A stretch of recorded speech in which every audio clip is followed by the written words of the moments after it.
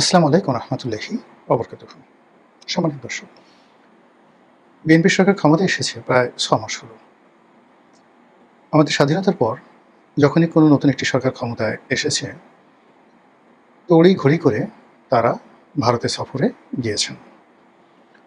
ভারত সরকারের সঙ্গে একটি সমঝোতামূলক সম্পর্ক, এটিকে আপনি অধীনতামূলক মিত্রতা বলেন বা অপরের দাদাগিরি মেনে নেয়া বলেন, বা ভারতের আধিপত্যবাদের সঙ্গে সমঝোতা অন্য যে ভাষাই ব্যবহার করেন না কেন, কিন্তু আমাদের অতীত যে ট্র্যাক রেকর্ড, সেই রেকর্ডগুলো হলো যখনই কোনো সরকার ক্ষমতায় এসেছেন, অমনি সেই সরকারের ভারতের সঙ্গে একটি দ্বিপাক্ষিক সম্পর্ক গড়ে তোলার জন্য প্রাণান্ত চেষ্টা করেছেন। আবার সেই একই সরকার যখন ক্ষমতার বাইরে ছিলেন, ঠিক সেই সময়টিতে তারা ভারত বিরোধী রাজনীতি করেছেন। তো সেই দিক থেকে কেবলমাত্র আওয়ামী লীগকে দেখা যায় ব্যতিক্রম। আওয়ামী লীগ যখন রাজপথে ছিল, বিরোধী দলে ছিল, ঠিক সেই সময়টিতে তারা অনেক ক্ষেত্রে ভারতের বন্ধুত্বটা, ভারতের সাথে সম্পর্কটা স্বাভাবিক করার চেষ্টা করেছে এবং কোনো অবস্থাতেই রাজপথে তারা ভারত বিরোধী, যাকে বলা হয়, অবস্থানে যায়নি।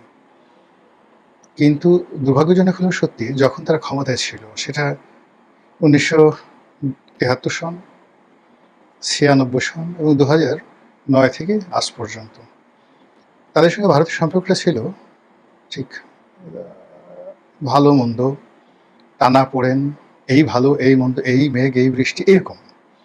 অ্যাবসলিউটলি ক্ষমতায় থেকে যে আনুগত্য বা তাবেদারি এরশাদ সাহেব করেছেন, কিংবা প্রেসিডেন্ট জিয়াউর রহমান যেভাবে ভারতকে প্রিভিলেজ দিয়েছেন, বেগম জিয়া যেভাবে ভারতের সঙ্গে সম্পর্ক স্থাপন করেছেন, ঠিক ওই জিনিসটি আওয়ামী লীগ কখনো করতে পারেনি।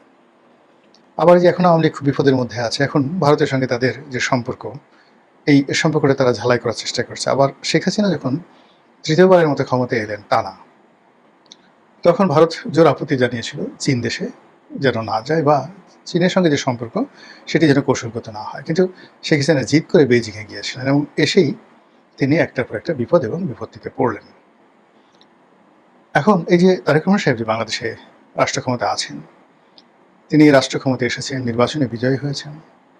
একেবারে আমাদের দেশের রাজনীতির অঙ্গনে যারা একেবারে সাধারণ মানুষ, তারাও অনবরত যে কথাটি বলছে যে দিল্লির সঙ্গে একটা সমঝোতা করে, দিল্লির গ্রিন সিগন্যাল নিয়ে, কিংবা দিল্লির একটা প্রেসক্রিপশন মেনে নিয়ে এই যে বর্তমান সরকার, সেই সরকার গঠিত হয়েছে।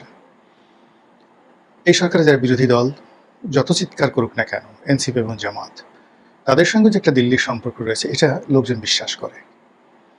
আর এখন বেশিরভাগ মানুষ আতঙ্কিত অনুভব করছে। এই কারণ হলো, দিল্লির সঙ্গে তারেক রহমান সাহেবের একেবারে শুরুতে যে রিলেশনটি হওয়ার কথা ছিল বা মানুষ যেভাবে এক্সপেক্ট করেছিল, সেই জিনিসগুলো হয়নি।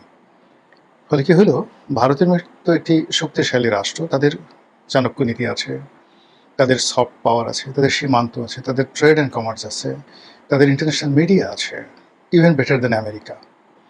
এই বিষয়গুলো দিয়ে যদি সরকারকে চাপে ফেলে, তারেক রহমান সাহেবকে চাপে ফেলে, তখন কি হতে পারে? এই যে কি হতে পারে, এটি নিয়ে বিএনপির মধ্যে এক ধরনের চাপা ক্ষোভ আছে, বিএনপির মধ্যে এক ধরনের আতঙ্ক আছে এবং বিএনপির অনেক নেতা, তারা গোপনে প্রকাশ্যে নানাভাবে ঠিক এই তাদের যে হতাশার কথা, তারা মুখ ফসকে অনেকে বলে ফেলেন।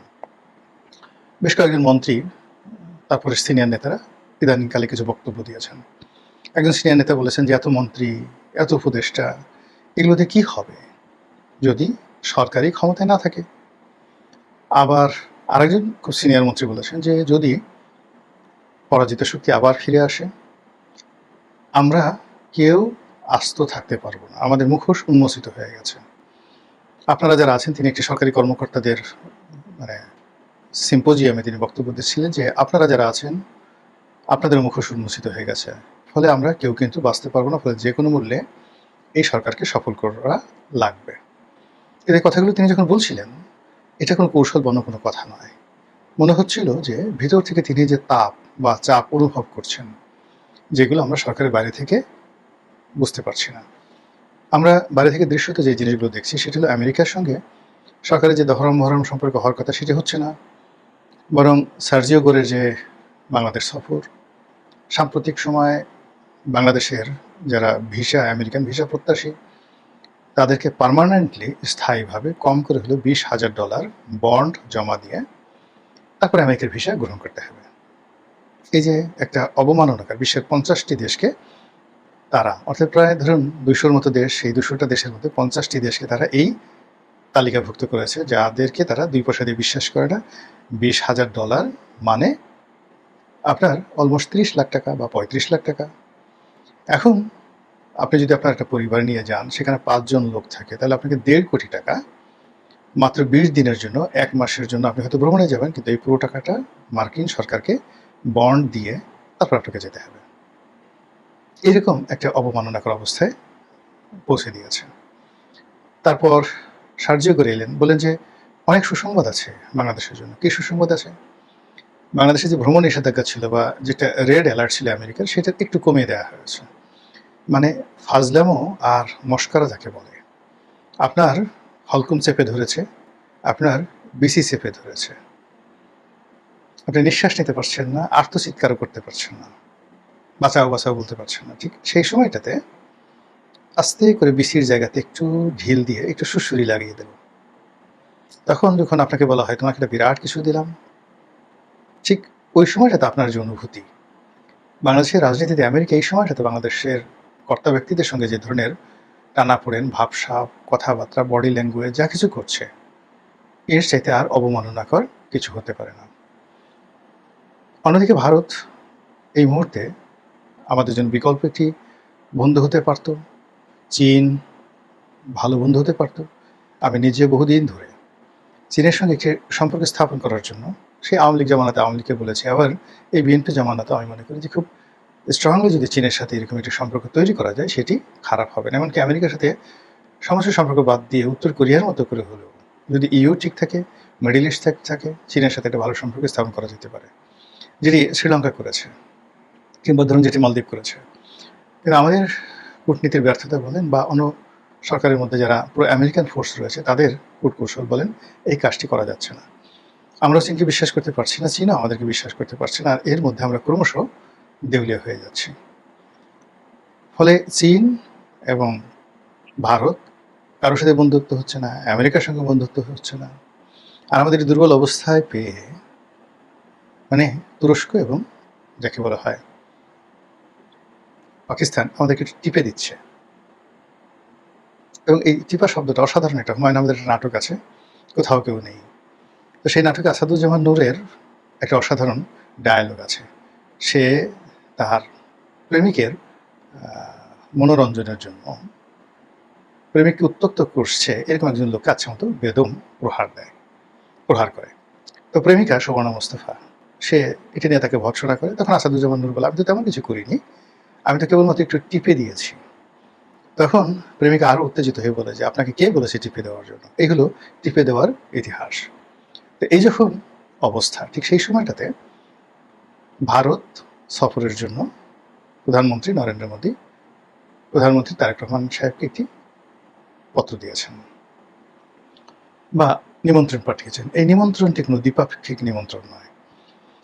এখন এখানে যদি যায় সেটাও বেজ্জতি, না গেলেও বেজ্জতি, গেলেও বিপদ, না গেলেও বিপদ। এর কারণ হলো 18তম ব্রিক্সের যে সম্মেলন হবে, সেই সম্মেলনে সেই পর্যবেক্ষক রূপে বা আউটরেজ বলে এটাকে, সেই আউটরেজ গেস্ট হিসেবে তারেক রহমান সাহেবকে দাওয়াত জানানো হয়েছে। এখন তিনি সেখানে গিয়ে কী করবেন? সাইড লাইনে তার তো কোনো বক্তব্য নেই, তার তো কোনো কাজ নেই, তিনি পর্যবেক্ষক হিসেবে সেখানে যাবেন। আর ব্রিক্সের মেম্বার হওয়ার জন্য বিভিন্ন জনের কাছে তিনি তদবির করবেন বা তদবির করবেন না। আবার এই যে ব্রিক্সের যে সম্মেলনটি, আপনারা জানেন যে এই সম্মেলনটি বা এই ব্রিক্সের যে গঠন, এটি আমেরিকার যে স্বার্থ, সেই স্বার্থ বিরোধী। আমেরিকার বিকল্প একটি শক্তিরূপে আমেরিকার ডলারকে চ্যালেঞ্জ জানানোর জন্য যে কয়টি দেশ বিকল্প একটি অর্থনৈতিক বলয় গড়তে চাচ্ছে, সেই দেশগুলো যে অ্যাসোসিয়েশনটা করেছে সেটা ব্রিক্স। অতীতে শেখ হাসিনা প্রাণান্ত চেষ্টা করেছিলেন ব্রিক্সের সদস্যপদ পাওয়ার জন্য ভারতের মাধ্যমে, কিন্তু শেষ পর্যন্ত শেখ হাসিনাকে আসলে ভারত বিশ্বাস করেনি শেষ মুহূর্তে।